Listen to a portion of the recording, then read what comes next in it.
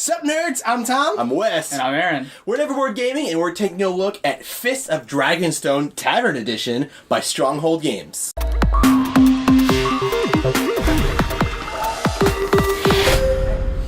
So the reason why this game is called the Tavern Edition is because this was originally one of the very first games that Days of Wonder put out a long time ago, and I don't just know that because I know everything. I know that because we had the awesome opportunity to interview Mr. Stephen Bonacure, hope I'm pronouncing your name right, of Stronghold Games at Gen Con this year. He told us just how awesome this game is, and because it was one of the original Days of Wonder games, and he loved it back then, was why they wanted to bring it back out. And he wasn't wrong. This game is amazing. It's not overly complicated, it's super accessible, but it's just so much fun and it creates so much good dynamic interaction between players. Yes, it definitely feels like a little bit of a party game because it's very, like you said, accessible, very light, but it's very, kind of wacky in a way too. There's a lot of these cards that you're bidding on because this whole game is a blind bid game. Mm-hmm. You have some information, you know how much people start with and how much they can kind of regenerate, but that's it. You're bidding your money, blind bid,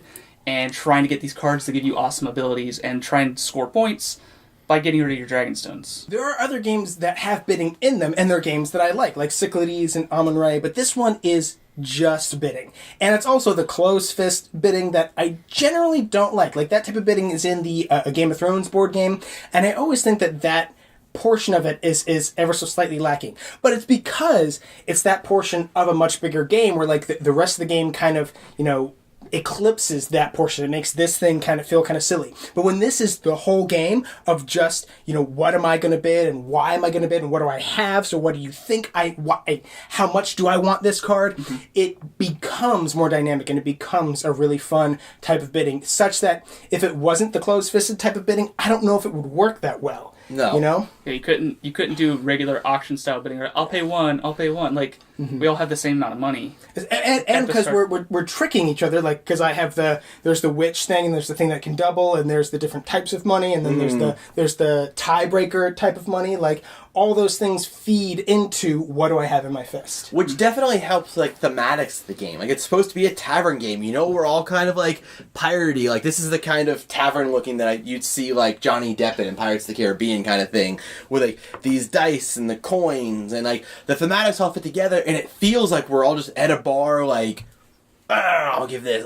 The bidding I feel wouldn't fit that feel, whereas this kind of blind, I'm putting this much towards it, definitely helps solidify that theme into the game. And I think with the kind of treachery, kind of wacky backstabbing cards there are, there's the thief where you steal a Dragonstone from another player. That's one of the base cards because it kind of adds to that theme as well. It definitely feels like you're in a tavern, you're all getting drunk, you're all just playing tricks on each other. You're your gold kind of regenerates because it's fairy gold, the main gold you play with. So you spend it, but you get it back. It comes back to you. So it's kind of a magical thing. The player boards fall over very easily. And is it crazy that we've been doing this for so long? The second you were done talking, I was I think Aaron has something to say. Yeah. And he went and started to talk. But one thing I do want to say about this game, though, is it was a game that I was initially kind of on the fence. So I was I guess it looks kind of cool, but because it's the closed fist bidding, it could be, maybe not, my cup of tea. But it was probably the second round. And if you play this game, you know that there's 15, 20 rounds. It was probably the second round when I was oh, this is great.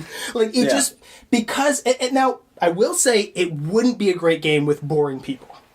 The players kind of make the game a little bit.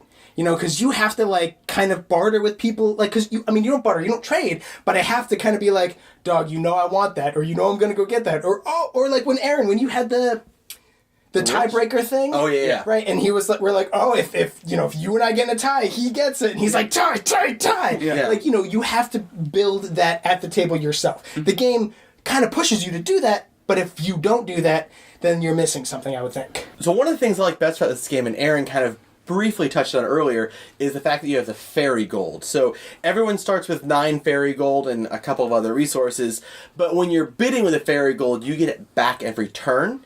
And so that really helps. And so many bidding games, I feel I always get starved for resources, especially early on. You don't really know like what to bid or what the money's actually worth or which cards are better to build on or like what card you actually want. And so you may make a stupid bid and then you're like, well, now I don't have enough money to continue the rest of the game, and so I'm kind of grouchy the rest of the game because it's dumb to me. But because we're each getting those 9 gold back every turn, it really helps keep everyone in the game and engaged, and it keeps, but like, if they just had the mechanic of you just get 9 gold income every round, one person could sit out for a round of bidding and then they'd have 18 gold. And it doesn't let you do that either because it just regenerates. So if you don't spend it, then you don't like still get 9 gold, you just get your total of 9 fairy gold unless you do something that gives you more or less of it. But that really helps one person from just like getting gold every turn and just stockpiling it and then having a round where they're like, I get all the good cards because I've just been sitting on my gold the whole game. And it helps everyone stay engaged in bidding and incentivizes you to bid every single round. And it keeps it from being a runaway leader or somebody who's new and accidentally bidding too much, like you said. Because the very, very first action I took for the first time trying this game was I was like, on the witch. 4 on the witch. And it was like 0, 1. And I was like, oh, dang. Yep. That's too much, is it? Almost half on the first card? That's too much? Oh, that's too much. Okay. Especially because there's 12 cards, and you can't bid on everything. I mean, you could. You have enough At the very gold beginning, and regular... The regular gold and the fairy gold, you could bid, like, one every turn, but it'd be silly. Like, you're not going to win. Yeah. Yeah. Yeah. But you definitely need to, like, think about what you want to bid on, and it kind of comes down to you need to play or at least realize what the base cards are that are always in play. Like there's one to get each of the different stones. There's a way to trade in 4 of any stone or 3 of each type. There's the stealing, missing 1 or 2. But those 7 basic ones that are always in there, plus the king token, the king that you always put at the bottom, and the witch that are always on the top. Like those kind of like give you like this like thing to look forward to. Like you're like, okay, I know this card's in there. You kind of like count the cards. Adding the 3 other random cards, the 3 character cards, is what like makes every round like kind of dynamic, kind of different, because now there's like a new ability with, like you said, like I had the one that I won all ties. So even if I wasn't in it, I won the tie. Like that's just crazy. There's ones that if you win it, you get the difference in the amount of gold, like whatever the bid was, like you get a difference in either like silver or gold or fairy gold. Like there's a little bit of everything. There's tons of cards. With there's tons of cards, but you only ever adding 3 per turn. I'll probably get to my first and one of my very few negatives that I had for the game is that it does, after a while it does start to feel like it's the same thing, like it's a game that I enjoy playing, but I kind of wouldn't want to play it like multiple times in a row. Like it's not a game where once we're done, I'm like, oh, wait, let's do that again. I'm going to crush you this time. It's kind of like we're doing the same thing just over and over and over again. After a while, I'm like, once the game's over, I'm like, I'm done. Let's move on to something else. Yeah, and it's not a filler game, so it lasts a decent amount. You don't feel like, it's not just a quick one and done, but it does feel like you're like, okay, I did it, I got it good, that was fun, but now let's move on to something else. Yeah, I wouldn't say it overstayed its welcome, but it definitely got to a point where I was like, I'm hoping this doesn't last like 10 more rounds. Like, 3 more rounds, maybe 4, and it will have overstayed its welcome. And that was pretty much where it ended. It ended right when I was starting to think, like, all right, how close are we to the end here? Because it is kind of a surprisingly slow-scoring game. Like, the first person to 3 points wins, and I was like, oh, so it's going to be, like, quick. Like, there's maybe 2, 3, maybe 4 rounds of bidding, because there is potential for, like, 3 to 5 points every single round. Like, there's cards that could give you a point.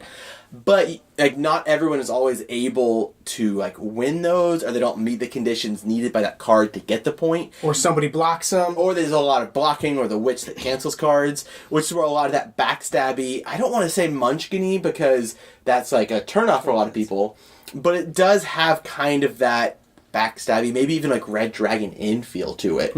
Of that, like it's a little bit wacky, it's a little bit funky. Like at the end of the day, it's kind of up in the air lucky, but there is still strategy to it, and you do still have like purposeful attacks against people. Ultimately, I had an absolute blast with Fist of Dragonstones, and actually, I almost always call this Fists of Dragonstone because I'm an idiot. That negative that I brought up of it kind of tends to feel like the same thing after a while is a factor, and also it definitely is a game that's the more the merrier. Like when it's just the three of us, it's pretty tight of like, the thief card of, oh, if I don't bid the most, I want to have bid the least, because if I'm the second least, then he'll take from me. Like it becomes really dicey. It's a little bit better when it's kind of wackier and it just kind of more shade can be tossed across the table sort of thing. So those are my only two potential negatives is, the kind of feels like after when you get towards the end of the game, is it feels like a lot of the same thing, and it's better with more players.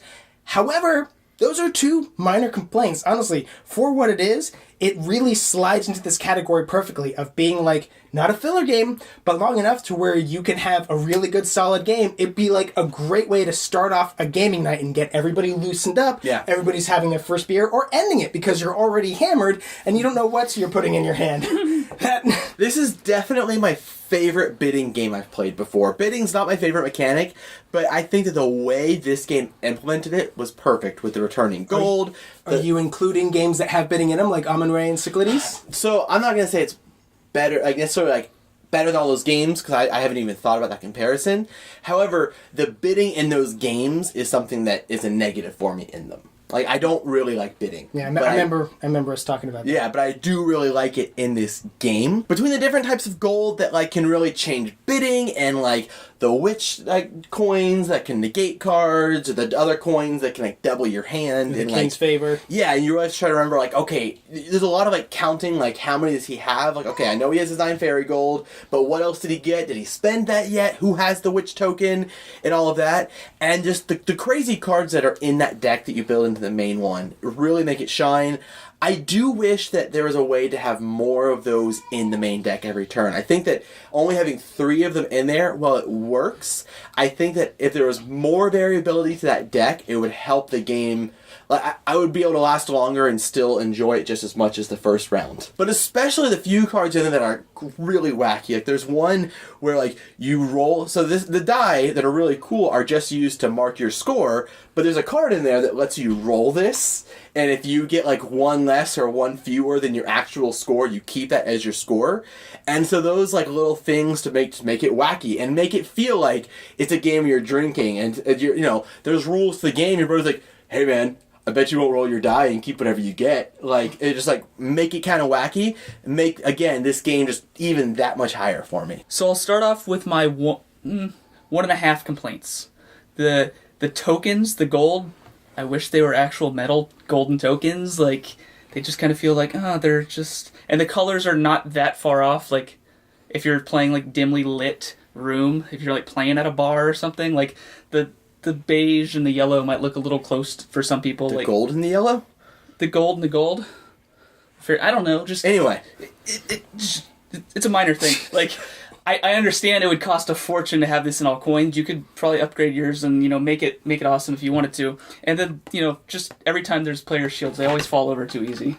Well, these ones are just really tall. So they're really tall. They're especially kind of I guess if you make them very tight like this, they won't fall over. But they do have a really handy reference guide on the back. Which is good. It references the entire game, all the steps, which is good. I did enjoy this game. I feel the 3 points. At first you're 3 points. This is gonna be a quick race to the finish kind of game, but they do feel you have to earn those points. Being that there is only 3 ways to score in each deck, or in the main deck, you really have to make sure you're collecting the right stones and bidding at the right time to actually pull them off, because one of them you have to have the 3 different stones, so you want to have all 3 different Dragonstones in front of you ready to pounce on that card. Other players can see you have those stones though, so you can't really, you're not guaranteed, even if you save up all your gold, you're not guaranteed to get that score. Somebody could have the witch token, somebody else could just outbid you just to keep you from getting it, because there's also a benefit, even if you can't trigger the scoring of the point, you can get, there's a benefit, you can either get gold or you can get some silver or something. So there's always a reason to bid on it, even if it's not just blocking somebody from scoring. Because I feel there's some games with bidding mechanisms, you could bid on something to stop somebody from doing it, but you don't really get a full benefit out of it, or the benefit you would get from it is kind of wasted. Like Yeah. I feel like it's a good enough. They work reason- hard to keep everyone engaged in the game.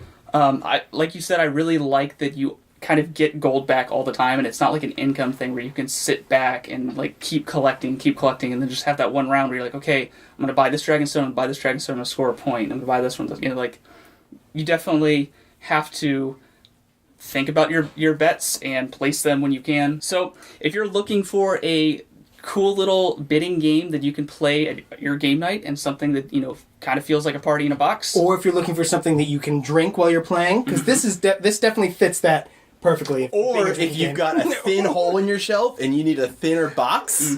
Or if you just need a bag. Then this is the game for you. We'll have a link in the description box down below where you can get yourself a copy. And while you're down there, don't forget to subscribe to our channel so you'll never be bored.